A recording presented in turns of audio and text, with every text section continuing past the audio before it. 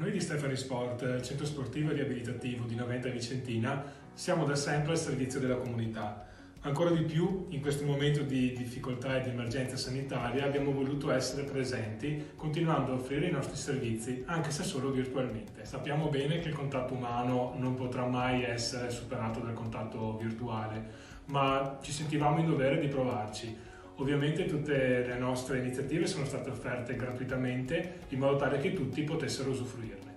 Nella nostra pagina Facebook le istruttrici hanno proposto quotidianamente lezioni di fitness, yoga e pilates, semplici e adatte a tutti. Tra i nostri clienti abbiamo tanti bambini e abbiamo pensato anche a loro e anche ai loro genitori ovviamente. E con la collaborazione dei nostri psicomotricisti abbiamo creato dei giochi da poter fare in casa con i bambini e i genitori insieme. È stato attivato infine un servizio online di consulenza fisioterapica, in modo tale da dare la possibilità ai pazienti di continuare, anche se in modo virtuale, un percorso riabilitativo che avevano iniziato.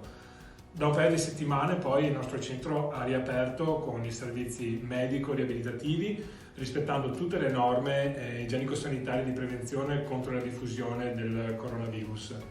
Speriamo di poter tornare presto a offrire a tutti i nostri servizi.